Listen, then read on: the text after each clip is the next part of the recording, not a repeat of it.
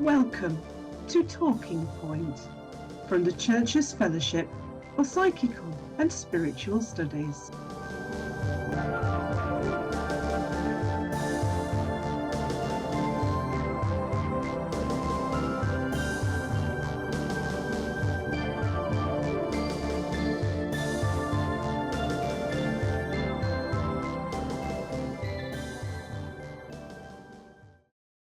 Death to Witches. Donald J. Bretherton. The Reverend Donald Bretherton, B.D., was a Methodist minister for 17 years and an Anglican clergyman for a further 25. Until his retirement, he was vicar of Herne in the Diocese of Canterbury. Amongst his writings are chapters in Life, Death and Psychical Research, published in 1973 by Ryder on behalf of the CFPSS. This article was printed in the June 1985 edition of the Christian Parapsychologist Journal. This article may reflect the language and attitudes of the time in which it was written. Responsibility for opinions expressed herein rests solely with the author, and such opinions must not be taken to represent those of the CFPSS. The hunting down and slaughter of witches was a popular but cruel pastime in the late Middle Ages. Such atrocities were not new, nor were they limited to any particular period of history. One estimate suggests that nearly 9,000 witches have been slain in Europe since the beginning of the Christian era. We are told that they were condemned in Old Testament times, and many thousands perished in England during the 15th, 16th, and 17th centuries, mainly because of the interpretation of a few verses of the Bible. It is not really too outrageous to put the question, will such dreadful events be repeated again in the future? Will innocent men and women be dragged once more from their homes to be set before their accusers and condemned to cruel tortures and painful deaths? Who can be sure, in this present age of violence, in which ordinary citizens are shut in cold blood or tortured to death for some so-called noble cause? Political, religious, and social fanaticism can lead to all kinds of outrages against other human beings at the instigation of some slogan-shouting group of agitators. It does not seem to take very much to turn ordinary peace-loving citizens into brutal thugs or callous murderers. Clearly, they have to be conditioned in order to be persuaded that what they are doing is for a just and worthy cause. A sprinkling of marks, a quotation from the outpourings of a folk hero, or even a verse of scripture, when constantly repeated, is sometimes enough. The persecution of witches and political assassination do not seem to have much in common, but, it should be pointed out, both involve violence and murder. The real dangers can be discerned even if the motives differ. Death to witches. A terrifying slogan which may yet be echoed by howling mobs before the end of this decade if present trends continue. Already there are signs that attitudes are changing. The growing and widespread interest in various forms of the occult is producing a hardening of opinion in certain religious circles and a determination to resist practices which, it is believed, are the very works of the devil himself. This trend can be discerned in the tendency of new translations of Holy Scripture to connect mediumship with witchcraft. The biblical penalties, as stated, are dire. According to the latest versions, a medium is an abomination and is to be put to death, or rather, not allowed to live. The readiness of modern translators to apply an ancient prohibition to the activities of present-day mediums, transferring to them the primitive penalties, bodes ill for the future.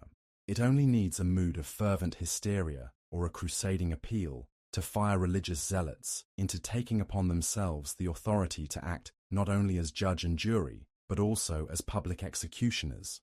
The ancient fear of witchcraft, reflected in various passages of the Bible, was to find its later counterpart in the witch hunts of Western Christendom. Many innocent people perished in succeeding waves of persecution. Anyone suspected of engaging in magical practices was liable to trial, torture, and death. It was an uncoordinated but ruthless campaign waged against any persons, male or female, who were thought to be involved in witchcraft. Their supposed association with the devil and their familiarity with the black arts singled them out as agents of Satan and therefore as enemies of the Church. The ecclesiastical authorities inflicted unspeakable suffering, not only in order to enforce confession, but also to drive out the devil. and therefore save the immortal souls of their victims. Such measures bore the seal of Holy Writ, so it was believed, and consequently the mark of divine approval. The witch-hunting officers in England similarly justified their actions by quoting various verses of Scripture. Several passages were used in this way, and, in particular, Exodus 22:18, which in the Authorized Version reads, "Thou shalt not suffer a witch to live." However, a case can be made out for it to refer to a condemnation of primitive necromancy, which in ancient times was not the same thing. Indeed, the law is one which has often been woefully misapplied and led to the committal of great cruelties. Several other passages, also regarded as authoritative, are similarly open to question. A further disturbing fact is that the basic, and often wrong, interpretation of these passages has gradually been transferred by translators to a general condemnation of modern mediums and of mediumship without proper reference to the Hebrew originals. For instance, Leviticus 20:27, Authorized Version, 16:11. A man also or a woman that hath a familiar spirit shall surely be put to death. They shall stone them with stones. Revised Standard Version, 1952. A man or a woman who is a medium or a wizard shall surely be put to death. They are to be stoned. New International Version, 1979. A man or a woman who is a medium or a spiritist among you shall be put to death. You are to stone them. 1 Chronicles 10:13. Authorized Version. So Saul died for his transgressions which he committed against the Lord, for asking counsel of one that had a familiar spirit to inquire of it. 1 Chronicles 10:13. Authorized Version. So Saul died for his transgressions which he committed against the Lord, for asking counsel of one that had a familiar spirit to inquire of it. New International Version. Saul died because he was unfaithful to the Lord and even consulted a medium for guidance. Leviticus 26. Authorized Version. And the soul that turneth after such as have familiar spirits, and after wizards, I will set my face against that soul, and will cut him off from his people. New International Version. I will set my face against the person who turns to mediums and spiritists to prostitute himself by following them. Deuteronomy 18:11, where those listed are called an abomination to the Lord. Authorized Version. A consulter with familiar spirits, or a wizard or a necromancer. New International Version. Or who is a medium or a spiritist, or who consults the dead. A study of the same passages in the Revised Version of the Bible, the New English Bible, and the Good News Bible will show a similar tendency. Furthermore, the editors of the latest publication of Holy Scripture, the Revised Authorized Version of the Bible, 1982, which is really the King James Version brought up to date, similarly inserts the terms medium and spiritist. If the same penalties which were imposed in the past were applied now, the death toll amongst mediums and sensitives and the so-called spiritists would be enormous. It cannot be stressed too strongly that the passages referred to apply to various forms of necromancy, but not to mediumship as it is practiced in most spiritualistic circles today. Indeed, it is a great injustice to equate mediumship in its general sense with witchcraft as referred to in the texts. Dr. Geoffrey Parender, in his book Witchcraft, European and African Comments forcefully. Confusion is introduced into the definition of witchcraft by linking it with spiritualism, as some writers have done. Spiritualism has none of the distinctive marks of classical witchcraft and must be firmly excluded from the definition of witchcraft. Similarly, Richard Cavendish, a renowned authority on witchcraft, asserts that spiritualism and necromancy must not be confused. Opponents of spiritualism sometimes describe it as modern necromancy, but the spiritualists have different aims, and their methods are milk and water in the extreme compared to the methods of necromancy, which is one of the ugliest and most dangerous of magical operations. Witches, particularly in Britain, were believed to have their familiars, and the reference to familiar spirit in the AV and RV implies witches and witchcraft. It is also clear that prejudice on the part of the translators is as evident today as it was in the original English versions. Then, it was the fear of witchcraft which penetrated all levels of European society and even influenced those responsible for producing new versions of Holy Scripture. In this country, James I had a burning hatred of witches and was afraid of their power. The royal influence had much to do with social, intellectual, and spiritual attitudes, which are even reflected in the so-called King James Bible. Leonard Argyle, in his book Nothing to Hide, points out that prejudice played a major part in the interpretation of certain of the passages already mentioned. He argues that suspicion and the fear of witchcraft influenced translations in the Geneva Bible. A faulty rendering was in turn perpetuated in the Bishop's Bible and later in the authorized version of King James, and so also in subsequent translations. Consequently, the term familiar spirit, with its implications of witchcraft, persisted in lexicons and commentaries until the present day, to be substituted more recently by the terms medium and spiritist. As Argyle says, our translators deliberately foisted, though with good intention, the name familiar spirit into these passages from their own inferences and imagination, based upon current and popular views about all prophecy, clairvoyance, or mediumship. Much of the confusion has arisen because scholars are uncertain about the actual original meaning of the Hebrew term translated familiar spirit in the AV and RV. What seems clear now is that this Hebrew form and the other one translated wizard is closely connected with the practice of necromancy and not with mediumship in the generally accepted sense. Necromancy in ancient times was a vile and loathsome practice in which the ritual of raising the dead involved the attempt to revive and raise up dead bodies and cause them to speak.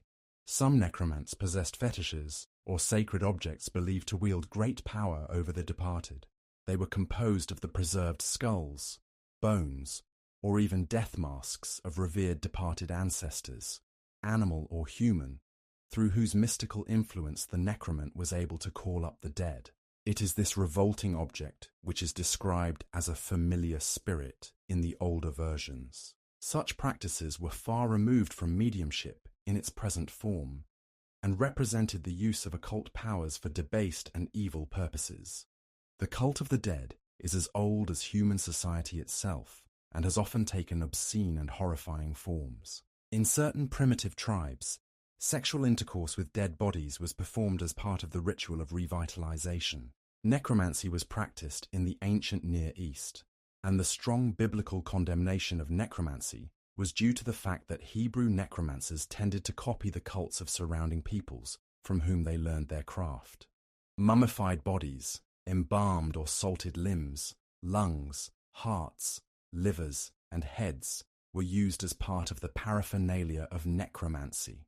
Newly born children, usually the firstborn, were sometimes slain and their heads cut off and preserved to be used as necromantic fetishes. Spells, invocations, and prayers were even engraved on metal plates upon which the heads or preserved members were placed and used for conjuring the dead. Necromancers even sought to bind the dying to them by whispering spells into their ears. This was in order to have control over them in the lower regions and recall them according to certain rites. Caves or tombs have always been the favourite habitations of necromancers in many lands and in all ages. The so-called witch of Endor, 5 Samuel 28, was a necromancer of this type and is described in the Hebrew text as a woman who possesses an ove. She is nowhere in the Hebrew, in fact, described as a witch, nor does the object used in her craft, the ove, mean familiar spirit. It is the kind of object or fetish already described, whereby she was able to raise up the dead Samuel. To own such a thing was to possess both a badge of office and a symbol of the immense control the necromancer could exercise over the mysterious and dreadful powers of the underworld. In ancient times, even the bones of famous people were regarded as being of great importance and were held to be the equivalent of that very person. And therefore, the preservation of the bones or head embraced the survival of the whole personality. Consequently, great care was taken of them, and to possess them was the mark of big medicine on the part of the necromancer. Sometimes in place of a suitably preserved skull, an image in the likeness of a god or departed ancestor was carefully fashioned. These artificially manufactured images were fashioned as substitutes for the corpse, and those creating them were regarded as producing a renewal of life. The Jewish Talmud describes a necromancer of the Endor type as one who raises a corpse, placing it on his genitals, or who consults a skull. Alternatively, it was believed that the god or the spirit of the ancestor represented by the image or skull could enter it and thus become an instrument of great potency in the hand of the necromant. If the fetish or image was that of some cultic animal, then the necromancer was one who puts a B1 of an animal into his mouth, and the bone speaks by way of sorcery. Keith Thomas, in his book Religion and the Decline of Magic, defines necromancy as magic with the aid of a dead body, and refers to a case brought before the King's Bench in 1371. A magician had been found carrying a bag in which was a Saracen's head.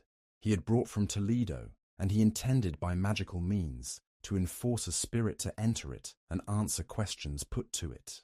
Dried heads and skulls are still used in parts of Africa, the West Indies, Central America, and East Asia by witch doctors for the purposes of divination, necromancy, and as insignia of their power and authority. Montague Summers has pointed out significantly that there are two kinds of necromancy: raising the carcasses, which is not done without blood; the other in which the calling up of the shadow only suffices. Even when the latter method was used in ancient times, blood was often supped in order to revive the insipid shade so as to have enough energy to communicate. In addition, the primitive ritual of resuscitation was often repeated even when only the return of the shade was required. In both cases, where these abominable rites of necromantic revivification were involved, they could in no way be equated with communication with the spirits of the departed, as practiced in modern spiritualistic circles. Ancient literature abounds with descriptions of various forms of necromancy, attempts to communicate with the departed, and rituals involved in the raising of the dead. In the Gilgamesh epic, Tablet 12, Gilgamesh is said to have contacted his friend Enkidu through the intervention of certain gods in order to receive information about the world of the dead. In ancient times, blood ritual including human sacrifice was often involved in order to give life to the dead. The blood was the rife, and infusing it, spilling it, or drinking it brought the necessary vital essence to the otherwise lifeless corpse. Homer in the Odyssey tells how Odysseus poured the blood of a black ewe and a young lamb into a trench in order to attract his dead mentor and guide Tiresias. As a result, the souls of the dead who had gone below came swarming up from Erebus fresh brides, unmarried youths, old men with life's long suffering behind them, tender young girls still nursing Tetis' first anguish in their hearts, and a great throng of warriors killed in battle, their spear wounds gaping yet, and all their armour stained with blood. Eventually, Tiresias approached him, but could not speak until he had partaken of the dark blood. Lucan, Pharsalus VI, depicts the necromant Ericto searching among the remains of soldiers killed in battle and gathering decimated fragments of dripping fresh caked with blood in order to reconstruct a mangled corpse. This she infuses with new blood and revives. His description of her is terrifying. Her tread blights the seeds of the fertile cornfields, and her breath poisons air that before was harmless. At the first sound of her petition, the gods grant every horror, fearing to hear a second spell. She buries in the grave the living whose souls still direct their bodies.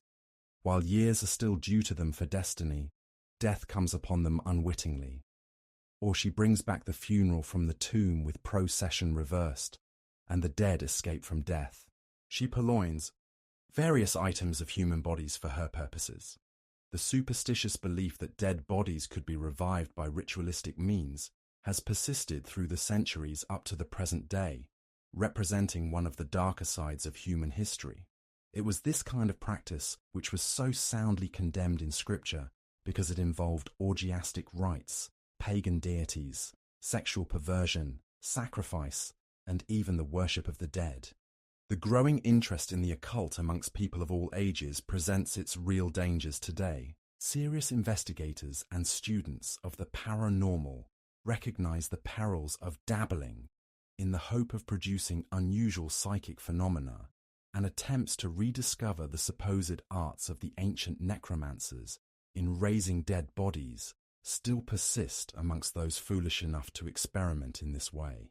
However, there is a place, and a valid one, for a sincere, balanced, and controlled investigation of the paranormal, and there are various societies, scientific and religious, which undertake to explore this important sphere of human experience and awareness. We are daily learning more about the human psyche and uncovering much that has for far too long restrained either latent and unidentified or misunderstood and condemned. Obstinacy, fear, and prejudice have so often been enemies of truth, proving as destructive of spiritual and religious understanding as they have been so frequently in the past of scientific progress.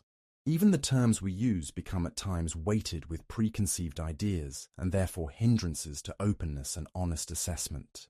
The term medium is one of these loaded words, but most modern mediums or so-called spiritists are sensitives whose gifts enable them to communicate on a level which interpenetrates the purely material, mental, and spiritual dimensions. A medium is at best a channel of twofold communication, an agent through which or through whom something is mediated or conveyed. Even the Church has been described as the medium of continuous revelation. We cannot therefore dismiss the scriptural prohibitions as unimportant, because ordinary believers and biblical scholars have assumed they referred to all forms of mediumship. The Church has consistently refused to regard the experiences and testimony of modern psychics as having anything relevant to say about death and the life of the world to come.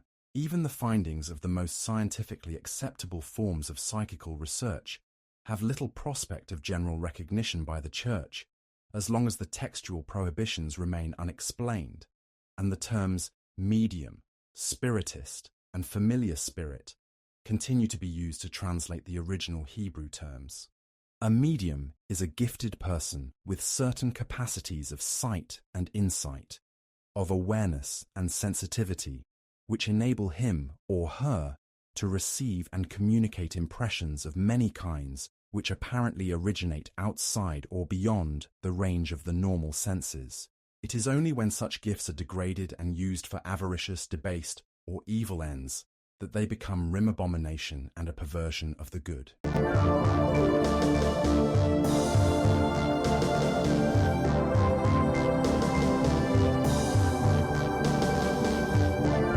You have been listening to Talking Point from the Church's Fellowship for Psychical and Spiritual Studies. To find out more, please visit www.churchesfellowship.co.uk.